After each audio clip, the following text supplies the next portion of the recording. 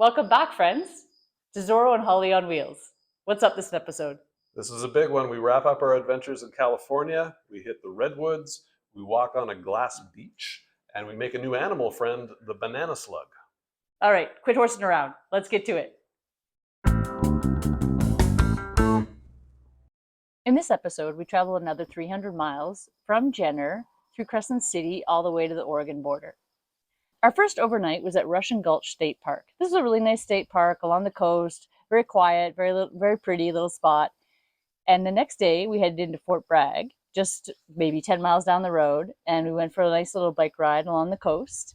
And we went to the Sea Glass Museum. And finally, the big highlight of Fort Bragg is the Glass Beach, which is pretty unique. This is something I looked forward to since I spotted it on Google Maps.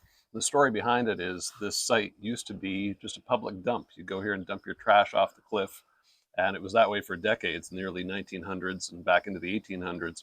Finally, in the 1960s, they had a cleanup effort. They pulled out all the old washing machines and refrigerators and what have you, and got rid of all the scrap. All that was left was glass. And the way that the waves pounded it and the tides sort of caressed that glass, it smoothed it all out and broke it up.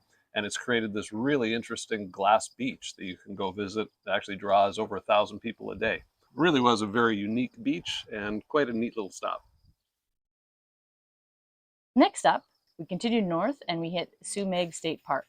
On the way to Sumag, we started to get into the coastal redwood area, and we did a really neat scenic drive, the Avenue of the Giants, through the Redwood State Park. And also there's tons of hiking and things to see and do around there. So we did a short hike in Founders Grove, which was really neat. And then we kind of continued up and landed at Sumag. So you recall maybe from our sequoias episode that sequoias are also redwoods, but they're the ones that are really big around, largest by volume, whereas the coastal redwoods are some of the tallest trees in the world. They average over 300 feet tall. Sumag State Park itself had a really nice beach that we could walk down to and go rock hounding, looking for some cool rocks. And it was also our first time seeing banana slugs. And these are the second largest terrestrial slugs in the world. They grow up to 10 inches long, and they live in the forests, the moist forests from sort of central California all the way up through to Alaska. But this was our first time seeing them. And I had a few questions. One was, if it's the second largest slug, what's the largest one? Don't Google it. It's terrifying. And my second question is, if these are the second largest terrestrial slugs, it means there are extraterrestrial slugs, which I'm surprised they didn't mention when we stopped at the UFO Museum in Roswell. We might have to go back. Next, we continued up the coast and we stayed at a private RV park right along the Klamath River.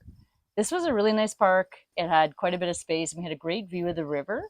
We actually kind of followed along the river, maybe a couple miles up from the RV park, and you were right on the coast, and you could kind of see where the river came out to the coast. There were a bunch of seals along there. That was really neat.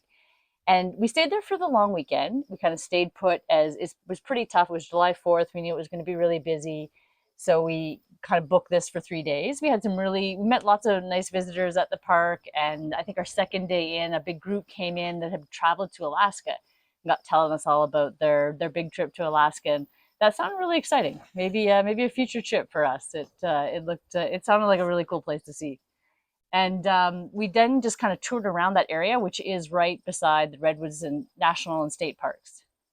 So we got another hike in there on a short trail for a couple of hours. And then we hit one of the touristy stops, which is called the Trees of Mystery. And it's been there since I think at least the 50s, for decades and decades. A little bit cheesy. You roll up and you're immediately greeted by Paul Bunyan and, of course, Babe the Blue Ox. And one of the big draws here that you were curious to see was you could walk among the redwoods up in these hanging bridges from tree to tree. Felt kind of like you were in the Ewoks in Star Wars. They lived in the trees. It was pretty neat walking the swinging bridges here. And it was a little crowded that weekend, though, so I did kind of put my Bigfoot search on hold. He's not going to be around with those sorts of crowds. But we'll get back to that.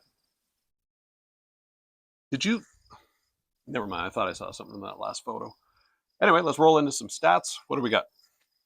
First up for stats is the Paul Bunyan statue that we saw outside of Trees of Mystery. Pretty crazy stats for this one. He weighs in at 30,000 pounds. He's 49 feet tall. His boots alone are 10 feet tall, and his waist is 52 feet around.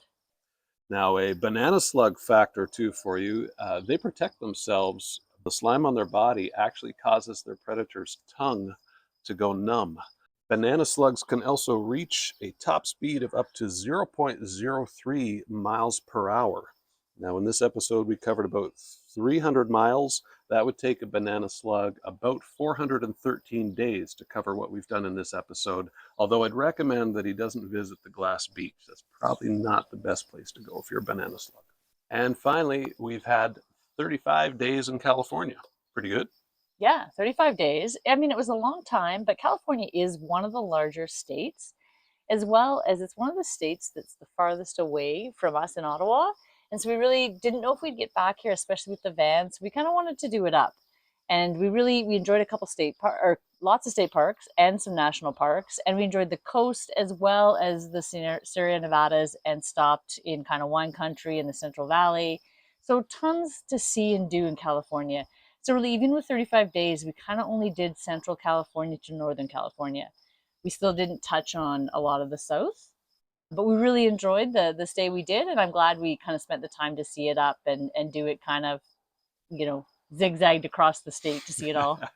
I'll throw a map up here of that. It is a pretty funny route that we took, and that was just us trying to see and do all the things. And 35 days, we'll still got to come back sometime and knock a few more things off, but we did our best. In the next episode, we leave our river spot and head north through Crescent City and to our next state, Oregon. And what do we do in Oregon? We do a bit of everything. We've got mountain biking, we've got tubing on the river, and one of my favorite science museums yet, the North American Bigfoot Center, which is located in a town called Boring, Oregon. This stop's going to be anything but boring. You'll want to see this one.